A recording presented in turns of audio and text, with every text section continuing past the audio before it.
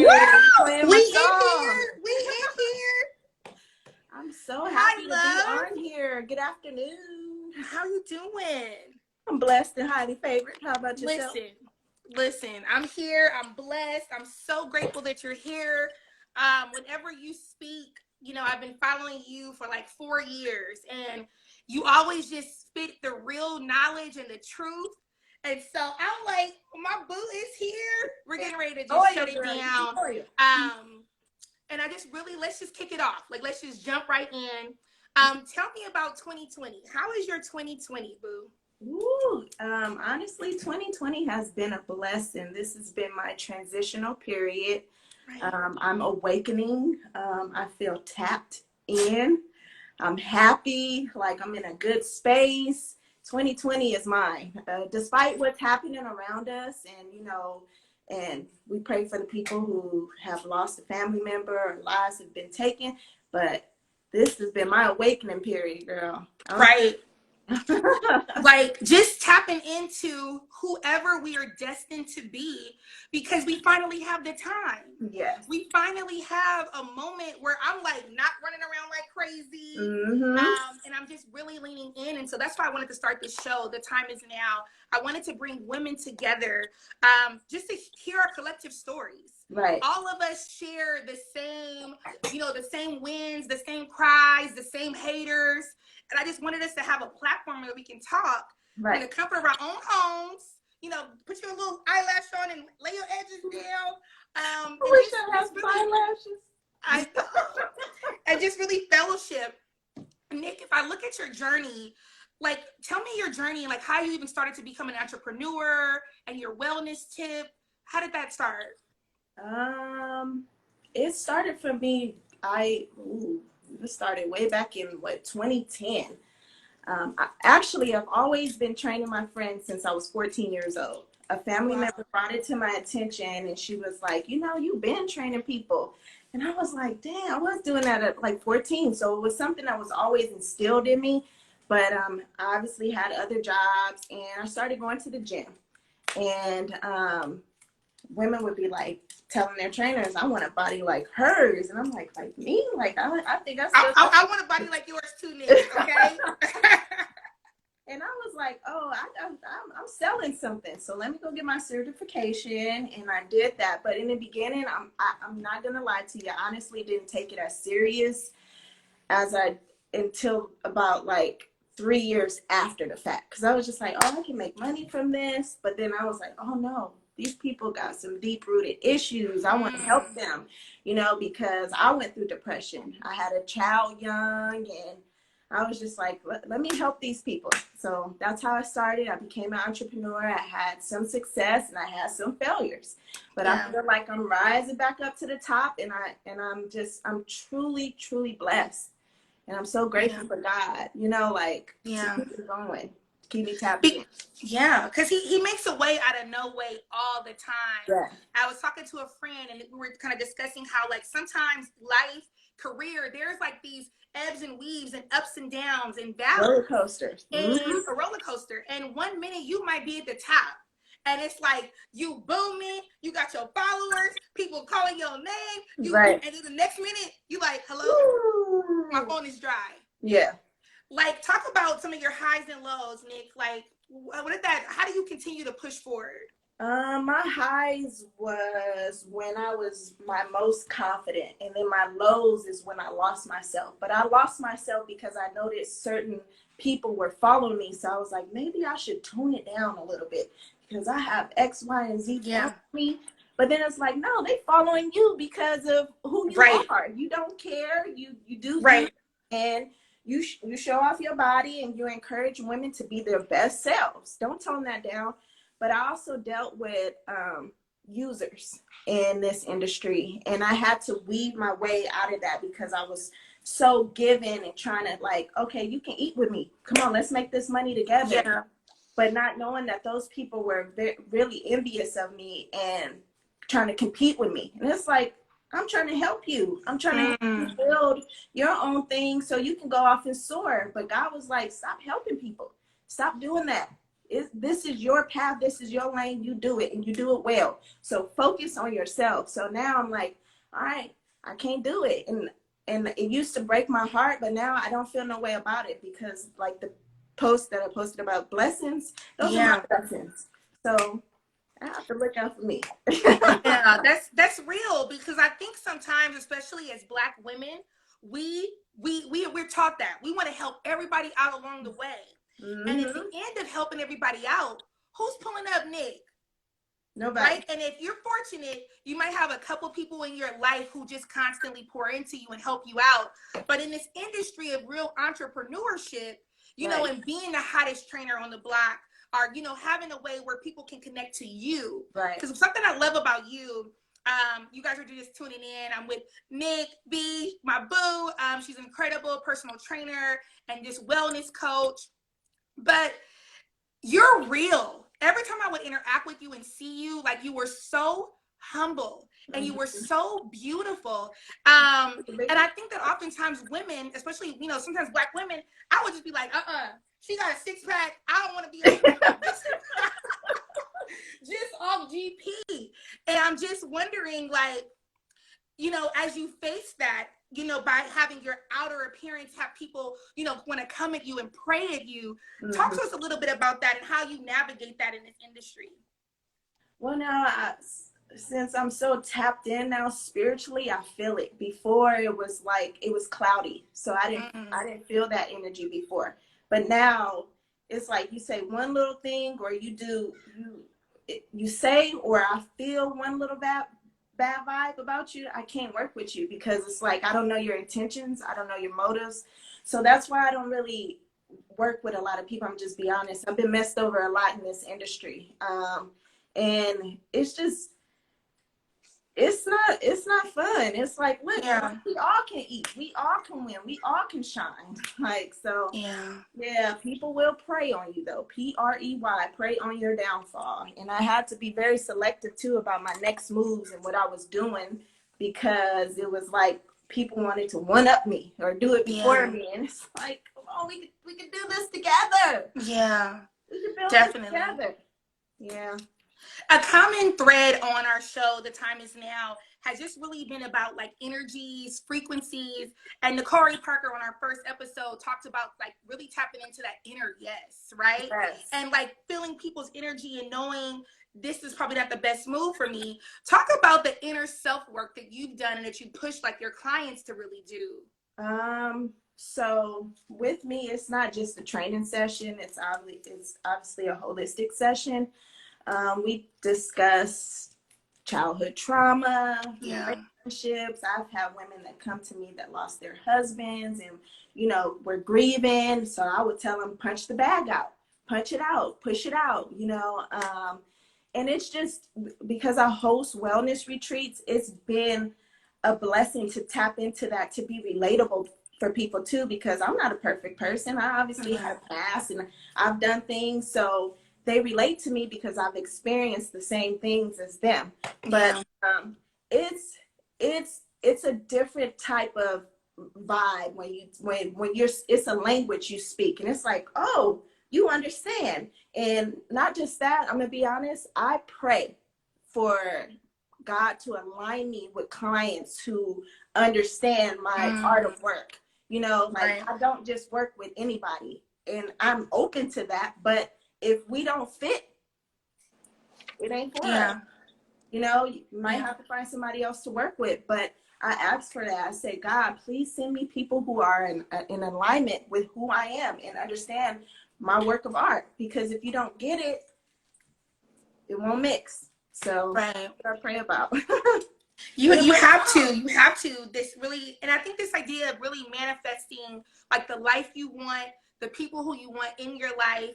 You know, I was talking in our little pre-conversation. I'm like, Nic, girl, like, is there a man in your life? Is there a boo in your life? Because, you know, I'm trying to manifest that for myself. Right? Because as boss women, I think that sometimes we're so career driven at times that we don't get to talk about, you know, the love life and children and other aspects. And I posted a poll this week on my stories, like, can women really have it all? you know, and it was really split. It was like 60-40. Like people were like, we just can't, you know, you could be driven and career focused, but you don't have your partner. You know, maybe you have an amazing career, but you don't have your children yet. Or maybe you're just like have the husband and a partner, but don't even know what your purpose is. Right. And so, like, let's dive into that. Like, how are you manifesting things in your life, in your love life? So I prayed for my man, and God sent me someone who is on my frequency. Right now, we're having a good time. We're having fun together. We're getting to know each other, but he speaks my language. One morning, I woke up and I was like, oh, shoot, I got to meditate. And he was like, meditate? He was like, I want to meditate with you. And I was like, really? Okay, I like that, because right, I've been in situations and people be like, oh, well, you can go do that shit somewhere else, or I don't know about all that, or, you know, like they don't understand it. And it's like, look, you got to be centered. You got to be grounded. In order for you to manifest things and prosper in your life, you got to be connected to the source, you know? And right. And I do think that it's possible for people to find love and find their soulmate, no matter how successful you are. You just sit your butt down and relax, stop moving, because God sends you signs and everything, but you don't see it because you're moving all over the place. And then you got to be very specific about what you want. That part. Break it down to the T. When I read my notes, I'm like, damn, I went in. Right. Like, I break it down because he'll send you that perfect man, but that ding-a-ling may be trash, you know? Just being honest. Right. So you have to be specific about that. You want intimacy. You want somebody to court you. You want somebody to love you in that genuine love. It's like, I got your back. I got your best interest at heart. I'm riding with you. We could build something together. You know, and that's what I pray about. And God is sending it to me. At first, I didn't see it. Like I said, my vision was cloudy. I had a lot going on. I was dating demons. I'm going to just be honest with you. That's what I call them. I call them demons. They're energy drainers. They were men that were draining my energy. I was giving and giving and giving and trying to prove to people that my love was real. I don't have to prove that to you. You knew the moment you met me that I was something. You know, like... Ooh! The moment you met me, you knew it. You know it. And they still play games. Still playing. Playing. We ain't got time for that. No. Not this year. Not tomorrow. Not the next week. We don't have time for that anymore. It's about self-love. It's like, I love myself too much to be playing with you. I love myself too much. Yeah. And I think sometimes it takes a minute to get to that realization, right? Right. It takes some self-discovery. And I'm going to be real. I think it takes some brokenness. Yes, like, you have to be broken to really know, oh, I don't want to feel this again. Yeah. And also awaken to your patterns, right? Like, if you keep on getting the same type of situation, relationship, the same pattern is happening over and over again, you have to stop. And you have to literally break those chains. You know what I mean? Because, you know, I've been doing this quarantine, and even with our show, I've been having a lot of time to just self-reflect. And I'm like digging into some stuff from like my 7th grade self, and you know, from like, ooh, I felt that at 25. Okay, ooh, this is coming back up, or oh, I'm looking for this self-acceptance, and oh, you know, my love language is words of affirmation, and how, you know, people are shouting me out. I feel like, but I don't want to get so attached to that because I've been broken before. Right. And I have been to a place where I lost myself. And once you get in that self-discovery, I feel like everybody on this chat, if you lost yourself, I want you to go ahead and say me, because we need to get to know that even in this room, we lose ourselves. I've lost myself plenty of times, though.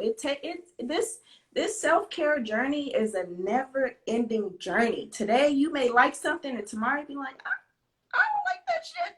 I don't like that, you know? So you're always constantly learning something about yourself. Even when you're around your friends, you're like, yeah, we got chemistry, we got history, but we're not growing. You know, it's this friendship is stagnant.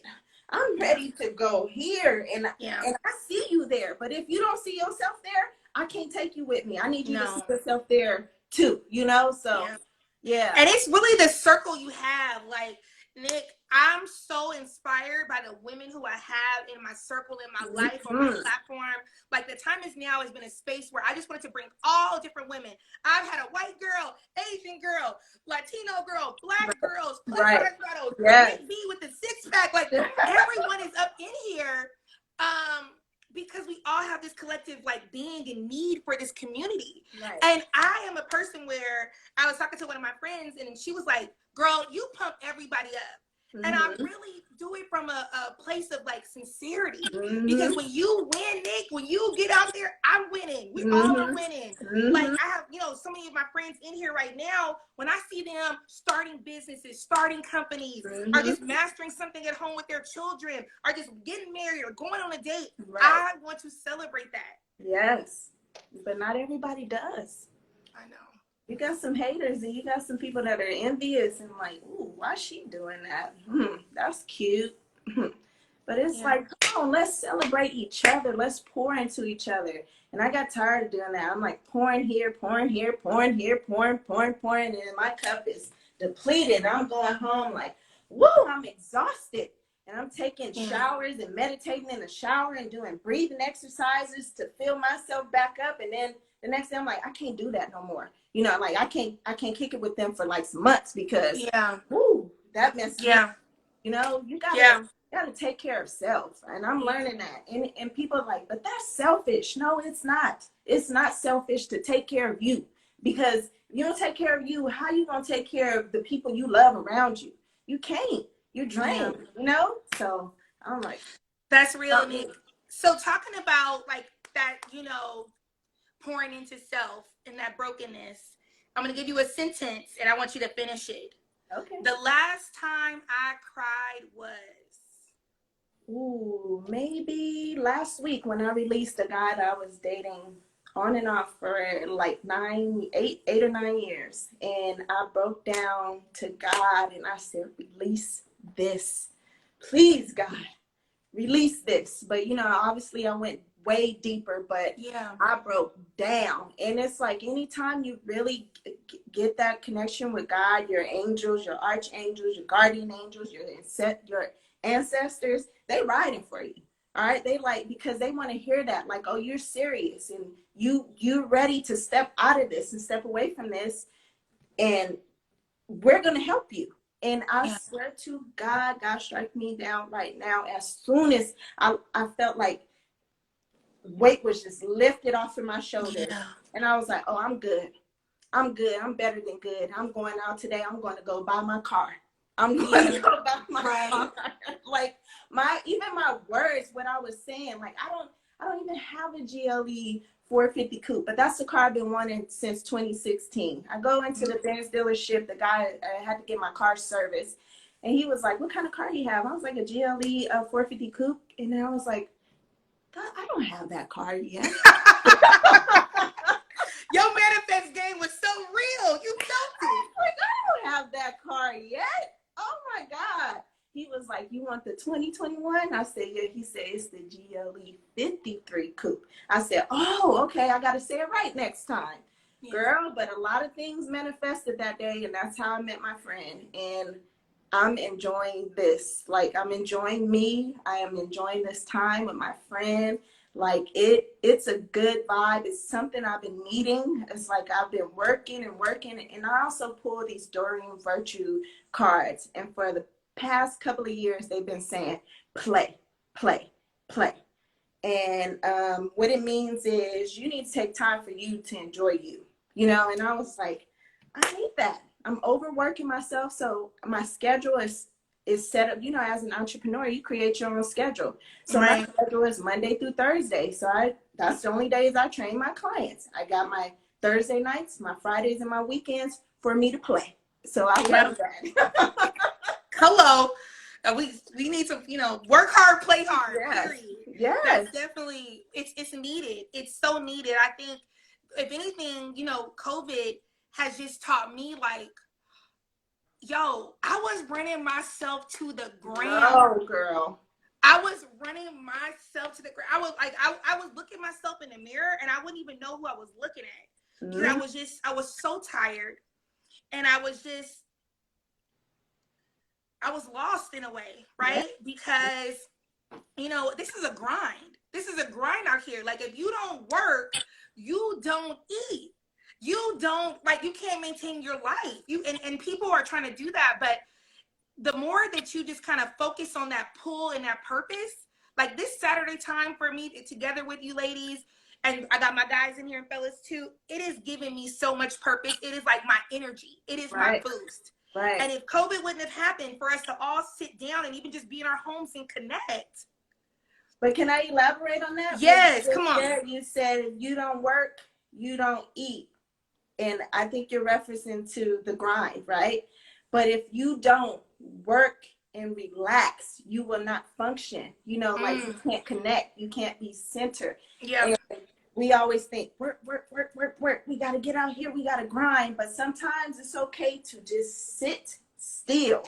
What do you say? Be still. Be still. Because that's when you see everything that's happening around you, and it's like, damn, I wasn't even paying attention to this. Yeah. God, you kept showing me, you kept sending me 111, 1111, 222. Let me see what that means. Right. Let me see. Oh, it means that you're awakening, you're manifesting. He's sending you feathers. The birds are chirping real loud. Why are they chirping so loud? You better look it up. You know, like, he's sending you those signs. And I started listening. I was like, you've been talking to me for all of these years and I wasn't listening. God, forgive me for being disobedient. Yeah. You know, forgive me. It's like that point of like, you know, I know Sweetie got that song called Tap In. Yeah. But it's really about tapping into you. Mm-hmm. It's really about tapping into like your purpose and your motivation and your spirit. Because if you don't rest, my sister said you can't work. Mm-hmm. And you know, Amen, you have to have Amen. And we have to get to this place where like we gotta be still. Right. Because that's when I'm calling Nic like, Nic, I'm ready to start personal training. Yeah. Finally, after 4 years of seeing her, like, I've been waiting. I see you, girl. I've been waiting on you. I've come up to the school when you working out, when you come to work out with me. Right. You know, so it's just like slowing down and looking in. Not just slowing down and getting stagnant, everybody, right? It's Right. slowing down and looking in. I've seen so many women, so many men starting businesses, just coming up with ideas, getting creative, doing art. I'm like, offspring, yes. We needed that moment. We needed it. All right, let me go to our next question really quickly here. Another sentence starter. The greatest lesson that my father taught me. Ooh. The greatest lesson that my father taught me was, you know what? My dad texts me every day and tell me he loved me. So just being there for me. You know, my dad is really there for me. My dad used to be a drug addict. And I'm so proud of who my dad is today. Okay, he owns his own business and he takes my son for the summertime. So I cannot be mad at that. And my son loves his grandpa. So that's my truth and me being transparent. But my dad, he taught me, it's not what he taught me, it's what he showed me. You know, like he showed me that he loves me. And my dad is territorial of me. And even when he was on drugs, my dad loved me, you know. Yeah. That's all I can say about that. Yeah. And, you know, a lot of women don't have their dads in their lives, you know, and I'm so grateful to have mine. I don't have no daddy issues. Yeah. Yeah. That's good and that's powerful. And I think that even that in itself, I think oftentimes we talk from a deficit, right? And like what we didn't have. And you're just stating that your truth that you had that and your dad's still texting you. And I think that's important. Our fathers play such an amazing role in our lives. And it helps to guide and shape us, you know? And when we don't have that, we're looking for that revolutionary love, like in other places all the time. And so I love that. Nic, what would you tell your 7th grade self? Looking at her, she was probably cute, popping. What would you tell her? 7th grade, I was lost in 7th grade. I didn't have my mom or my dad. They both were incarcerated due to circumstances that they've, you know, done. they both lived the life of drug dealers. And I'm so grateful that I was able to break that generational curse, because I grew up in that lifestyle of seeing it all, experiencing it all, and having it all. And when they left, I had nothing but myself. And I could go deeper in that in another segment, girl, because that's going to be about an hour. But I would tell my 7th grade self that, girl, you are beautiful, you are strong, and you got this. And that's how it was when I was in the 7th grade. You know, my mom used to say, don't come up here because I'm going to cry. And if I cry, I know you're going to cry because I can't come with you. So I would never go to Virginia to see her. But I love my mom. Like, my mom is my best friend. My dad is my best friend. And I know that they just have to do what they could. I forgive them for that. But that's what I would tell my 7th grade self. You are strong. You are beautiful, and you got this. That's so, thank you for just sharing, like, so from your heart, because, you know, one thing I love about these intimate conversations, Nick, right, is that people, you know, scroll people's Instagrams, people may look and comment, but if they don't know, like, the real, they don't know the heart, oftentimes we can't really explain all of what got us to this point, right? Like, you're standing up so strong and so bold, but there's a testimony behind that. And I think, like, I mean, I'm sure there's plenty of people on this call right here that share this story of the way that crack hit our families back in the 80s. You know what I mean? Just the generational curse that provided for so many people growing up in that. And I think there's this glamorous lifestyle of, like, if you ain't got a rollie and you're not rolling your this and that, it's like, how do you define success and the money aspect when people are here just trying to survive and get money quick and easy? And so, you know, it's so commendable for you to have grown up with that situation and really said, I'm going to change this narrative, right? So number one, you said, I'm changing the narrative. I'm going to create my own lane and boss up. Still be about my money, but in a positive way that inspires people. Let them know. But right, because, you know, we still got a certain lifestyle we all want to live. But I love the part about the forgiveness of your parents. Like, you know, when you said, I love my mom, I love my dad, you know, I felt that. And that's a true piece of working to that. You know, you saw my post about my mom I put last week with my daughter. You really have to forgive your parents. And I think we as women have to forgive ourselves as mothers. And we don't always do it the right way. And if, you know, if I'm building, so I can't always be where Kylie when I need to. I just think that forgiveness piece is so powerful. And then I also learned, I'm like, they were young. They didn't know no better, you know? So they only saw what their parents did, because my mom's parents did the same thing. So you know, I was like, look, I grew up in this. I was raised into this. This is all I know. But for me, I was like, that may be all I know, but that's not the life I'm choosing. You know, like, we have choices and we have options. God will give us options. We can work many jobs. We are gifted with many talents. And I was like, I'm choosing this life for myself. I didn't know I was going to be a well-known trainer. That was something I was doing at 14 just for fun, training my friends, you know?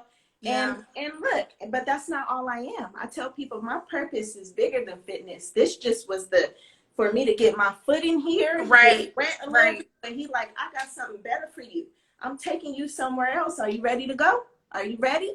You know, stop questioning and stop doubting who you are, because you know who you are. You know, I have to stop doing that. I'm like, I'm a powerful being. When I meet people and I'm sitting down and I'm talking to them, they're like, where did you come from? God sent me.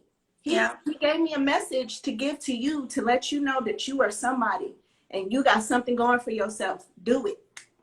Period. And I'll be like, what you gonna do? I'm gonna do it. That's what they say. I'm gonna do it.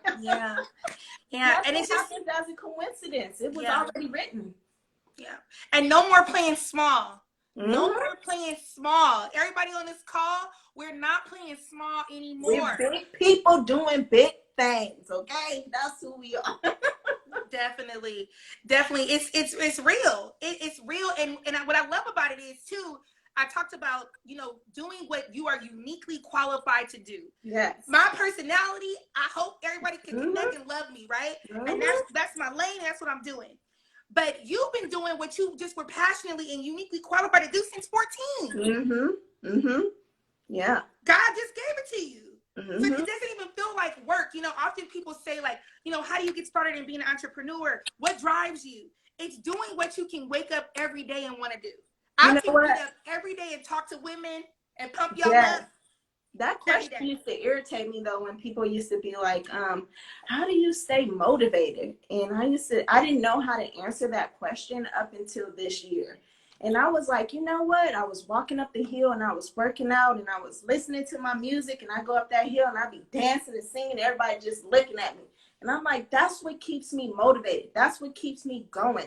Like, I got this beautiful, not just body, but this beautiful aura that keeps me functioning and going and stepping and walking in my power. And that's what keeps me motivated, because I had a past.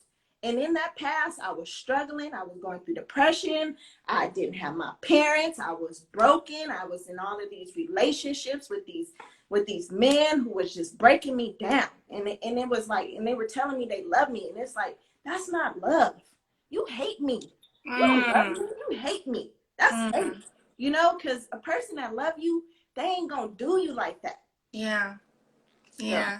So, that's my motivation. My past is what motivates me. Nick, girl, if I could not love you already, this conversation, I know that it was short and it was 30 minutes and we could talk on and on. Right. But you dropped so many jewels. Listen, you dropped so many jewels. I mean, you're so inspiring. And I want us to end your segment with that aura that is just beautiful inside and out. And you encourage women to just go for it and to do it and to show up as yourself. Like right now, you showed up right as yourself. I'm gonna get who I got. And I appreciate you so much, boo. I love you. I love you too. Thank you so much for having me, Queen. You are so beautiful, and I'm so proud of what God has in store for you, girl. You got things popping. You gotta go. I'm trying. And then Nick gonna start training me, so y'all can see my results. And I'm gonna come up here. I'm gonna be like, oh. Yes. Because I'm gonna be showing out. If anybody ever give me some abs, I'm letting you know. Love you, Nick. Love you too. Thank you, baby. Thank you so much. Bye, girl. Bye. You guys, wasn't Nick so real? I love that when you just are surprised by people's stories. I've been, just seeing her. I didn't know all of those layers. I did not know that. And so I hope you felt inspired by that. My next guest we're bringing on, we got 2 guests this week. My next guest is Neha Assar. She's incredible. Not only has she done henna for every celebrity, Kylie Jenner, who just every celebrity you could even think of. She is an amazing artist, an amazing woman. We met, so funny, we live in the same area, and I saw her. I saw Neha at like a Yogurtland. I had Kylie, and she was with her family. You know, you just see a woman and you're like, oh, I love her and I want her to be my friend. Well, we became friends and she's amazing. Let's welcome Neha in right now.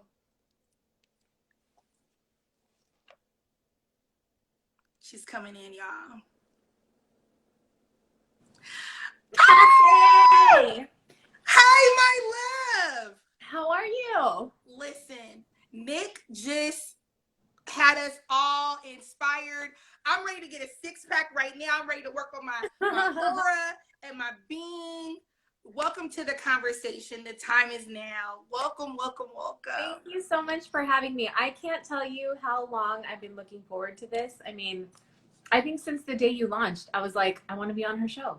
And I'm like, and you're here. Talk to us a little bit about what drives your womanhood? Like, what makes you as an Indian woman, like what makes you just you?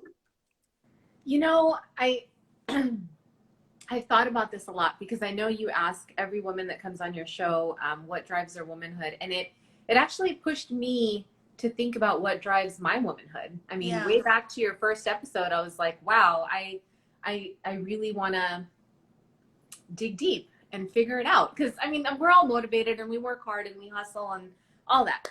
But honestly, I think it is the fact that I believe that women can do anything. Yeah. To me, it's like there's times where I'm overwhelmed. My calendar is packed with like 20 different things. I look at my day and I'm like, how am I going to get through this? Or how am I going to get through this week, you know?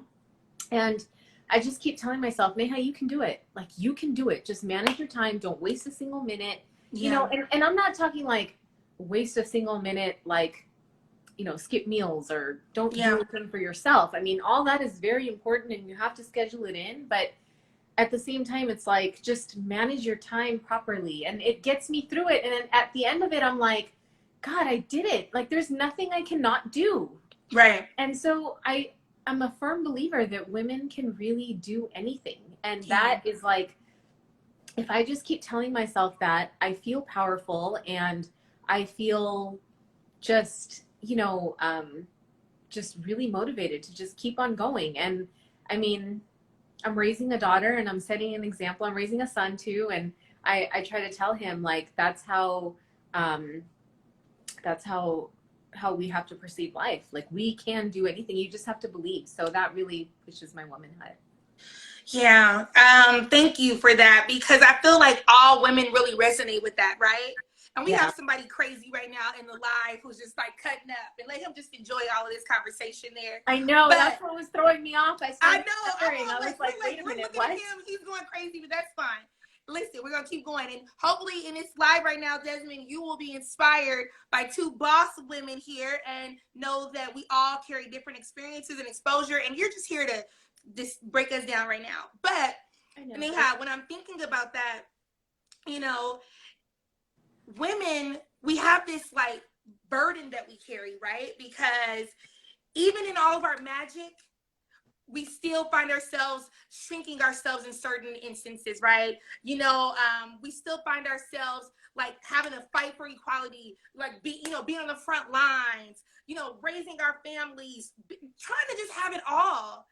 And it's not that much pressure, it seems like, on men sometimes. You know what I mean? Like, sometimes the men just kind of go with the flow and they got it going, and we're like, I'm trying to hold all of this together right now, you know?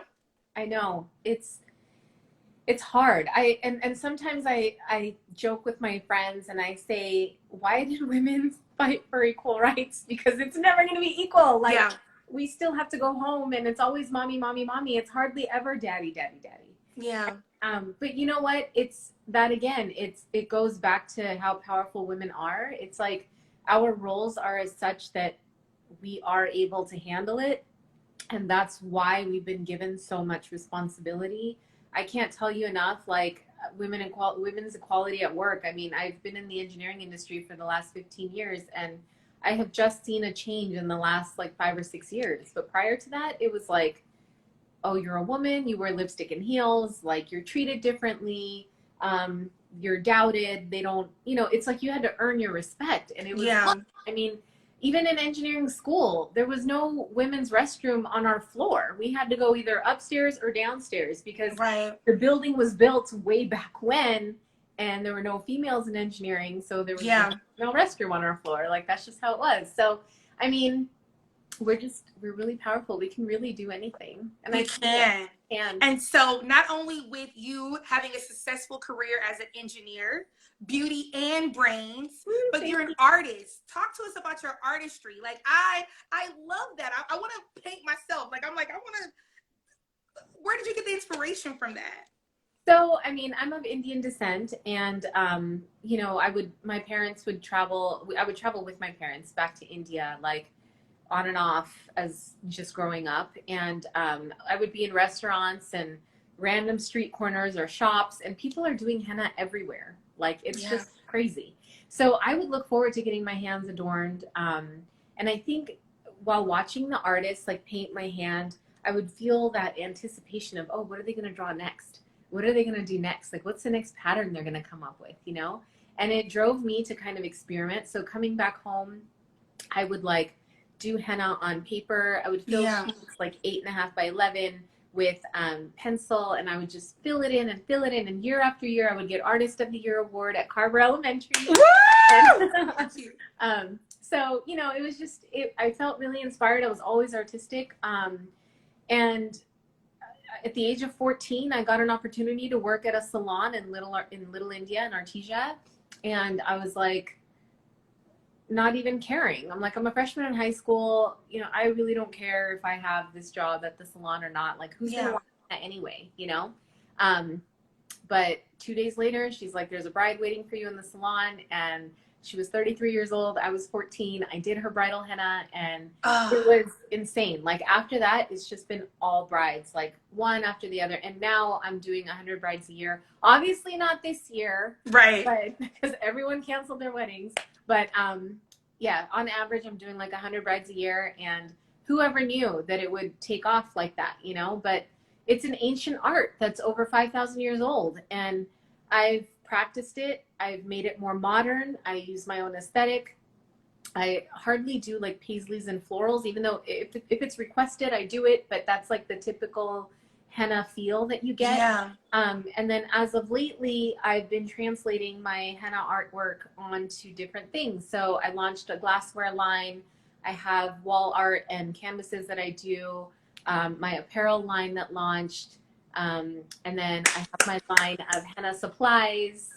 Come on. Yeah. Like from like a little spark and a passion in your heart from 15, which connects to Nic, because Nic was training since she was 14. I saw that. 14. Nic since 14, you since 14, has turned into a full-on Neha Assar experience. It has. A full-on brand.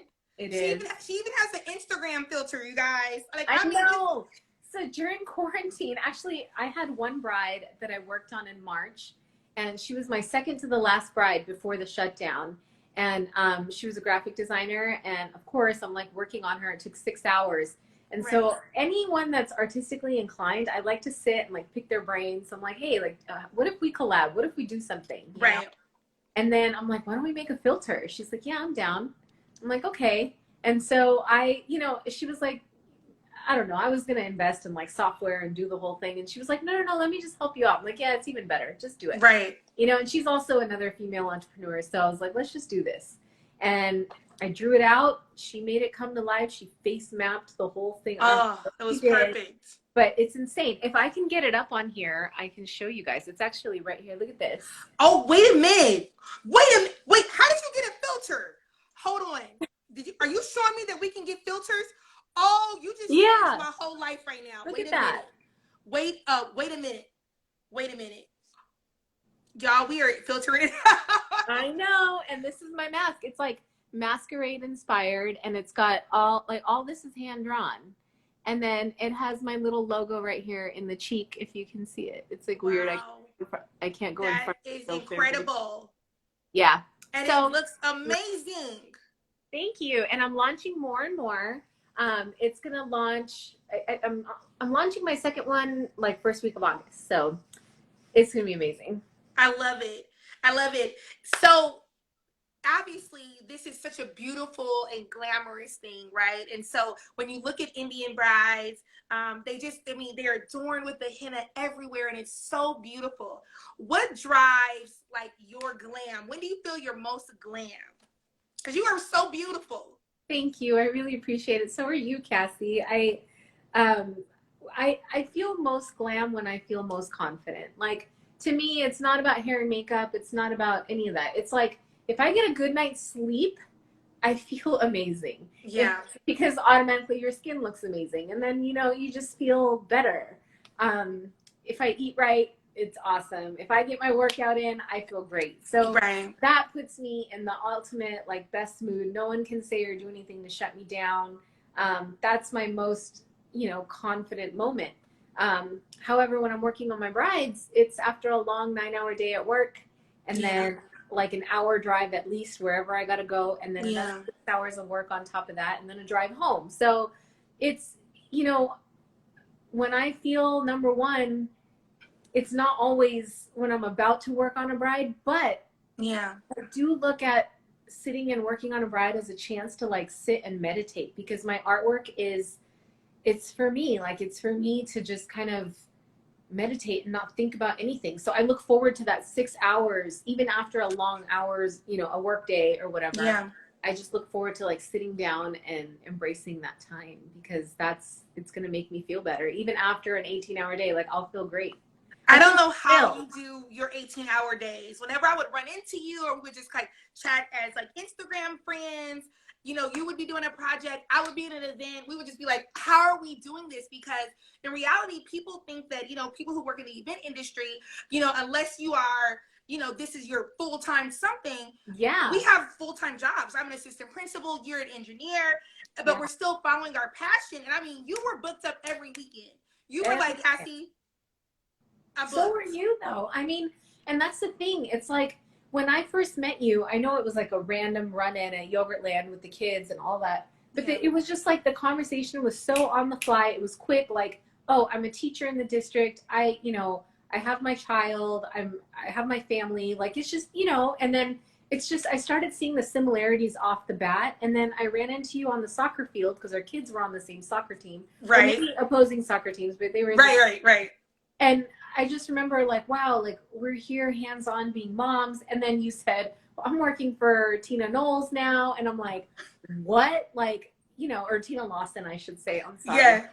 Tina Lawson. And I'm like, my goodness, like she's just like me. Like we hustle so hard. And it was, I think a year had passed. Yeah. The first time I met you and I saw you on the soccer field, and I'm like, see how much growth is possible? Like every day we take these little baby steps and we progress and we progress and we progress, but it's not until you sit and look back and realize how far you've come. And I have so much respect for, you know, that, because I mean, I see how hard you work, and I mean, I see what you're doing now, and I'm just like, how? Like, it's so inspiring. Yeah. You know, I'm trying, and I've got a good little network of like my best friend, my sister on this call, Amanda, who pushes me, who inspires me, my mama, my best friend Nisha, looking at all of my tribe, you know, just on Instagram. I think social media, I know that, you know, there's people who are crazy, like just on our live. Yeah. There's so much positivity you can do because it helps you stay connected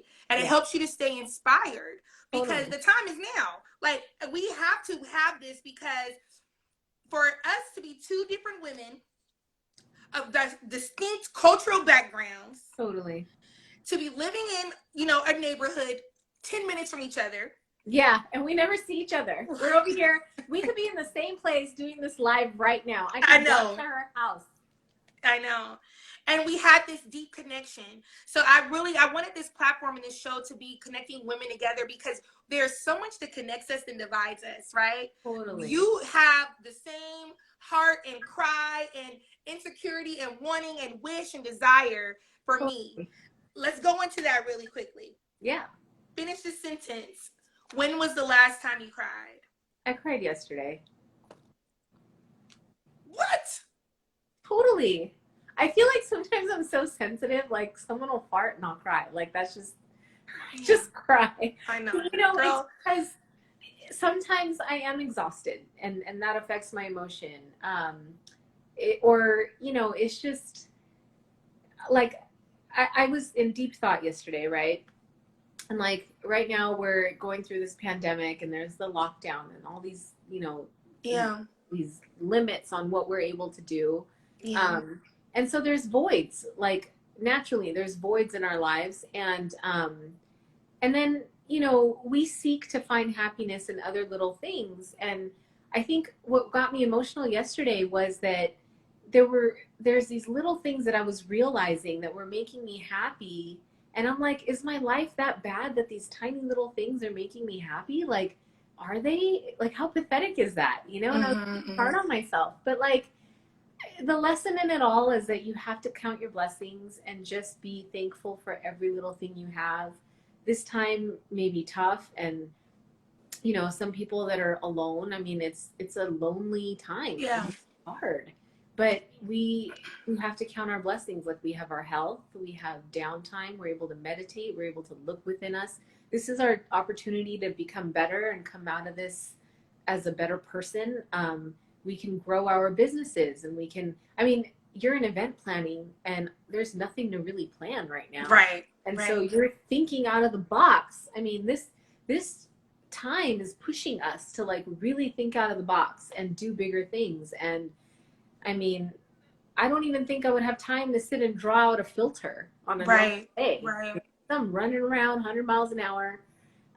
So yeah, I mean, that it got me emotional yesterday. I start thinking about things like that, but it's also healthy to reflect. Yeah.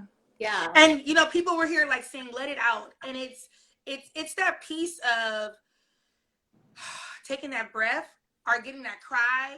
You know, a couple episodes ago, I said that sometimes I just scream. Like, I feel like that the walls are caving in on me sometimes, right? Because we're in a house, you know, and you know, yes.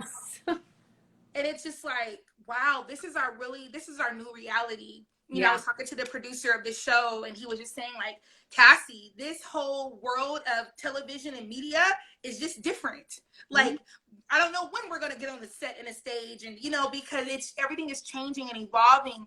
And as much as everything around us is changing, we are changing. Yes.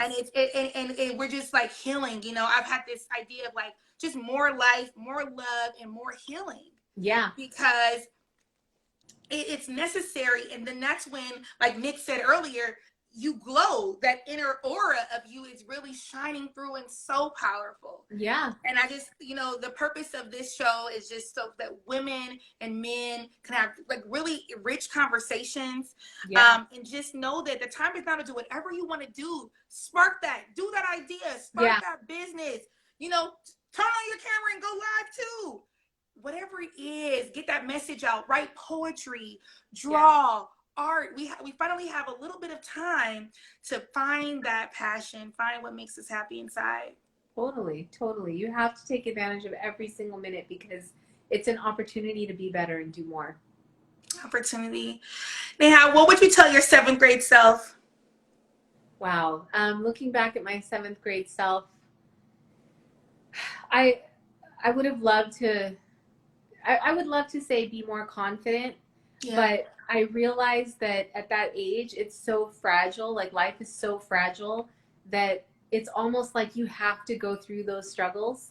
So I would tell my 7th grade self just to hang on, that it's still a long road ahead, but not to lose hope. And that all the things that are happening to you at this very moment are shaping who you are going to be in life. And just embrace it. How was like your confidence as it relates to your culture in 7th grade? Like, because here, like, did you feel different? Did you connect? Well, talk to me a little bit about that, because we had Nic, who like grew up. She was alone. Both of her parents were incarcerated. Yeah, I want to like, what was your family like? What was your life? What was it feel like to be a beautiful young little girl like from India? Like, what was that? I mean, so I was born and raised here. I was born in Santa Monica, but I think I was first generation here as an American. So my parents were very strict. Education was number one, you know, being the Asian parent. They were just study, read all day. And normal girls my age were exploring boys and talking to boys on the phone. And I wasn't allowed to do that. Like, we weren't allowed to date. You know, I mean, it was always no boys, you know? Yeah. Like 7th grade dances and things. Like I would be so nervous to ask if I could go. Yeah. I wasn't allowed to like dress a certain way. So henna was my passion growing up. And even if I had henna on my hands, everyone back then was like, ew, what is that? Yeah. Like, what's your skin? You know, what is, or, you know, it was just, our culture was not out there as much. And I think Madonna was out at that time doing henna on her hands in her videos, and that was cool. But like, if someone that was from the culture actually had it on their hands, it was like, oh, you don't, what is that? Yeah. Gross. So yeah, it was tough. It was hard, but I think I'm grateful for that opportunity. I remember 7th grade was when my parents made me go to Sunday school. And I was learning about the Hindu religion, and I was learning how to read and write in Hindi and Sanskrit. And it was like, it was different than what the other girls were doing. Yeah. But now I'm able to read and write a whole nother language. And I'm so inspired by our culture, like the artwork and the food and the music and the dance and the colors and the clothes. I mean, like my sister got married February 1st. Yeah. And our Indian outfits cost like hundreds of dollars. And there's multiple events, like 4 or 5 days. Yeah. And then I had to dress my family, which is like, you know, all of us. And so I decided, you know what, I'm just going to paint my own outfit. And I did. Oh, incredible. You know, it's like, it's just, if I wasn't so culturally in tuned, I don't think my artwork would come to me so naturally. So I'm grateful that, like, yeah, I was different in 7th grade, but I am who I am because of it. That's beautiful. What is the most powerful lesson your father has taught you? The most powerful lesson that my father taught me was always have self-respect. And growing up, I used to think it was like a lecture almost that he would give me. Yeah. But there are so many instances in life that came my way, and all I can hear is him saying that in the back of my head, like, have self-respect, like, don't put up with shit, like, stand up for yourself. Yeah. You know, and he's argumentative sometimes, and he's hard-headed, and we even butt heads, but that one lesson, like, he meant it, and I'm able to apply it. And it wasn't until there were times where I was pushed to, like, stand up for myself that really shaped my surroundings, you know? And I appreciate it, for sure. And I think that it helped you to find your voice, right? And to never be totally. silenced, and never to, you know, become small in the world, and to really find your place. And so our time is running short. I love you. I adore you. I appreciate you coming on and sharing those gems with us. All of our stories are so valuable, and I just feel like it's just an incredible time to just be our best selves, you know? Yeah, and just to love on each other and shine. And so thank you for sharing your story with us today. Thank you for check having her me. out. Thank you. I just want to congratulate you on all your success. I think you're doing an amazing, like, all women. You're just lifting us all up, and that's exactly what we need. So I'm here for it. I'm so happy for you. I love you. Thank you for the gems. Thank you all so much for tuning in to The Time Is Now. We got 2 boss women in here this week, you guys. We did it in 1 hour. I got 14 seconds left. We had Neha, who wrapped it up for us. She is an amazing artist, and she's following her passion and her heart. And Nic inspired us all to work out our insides and our outsides.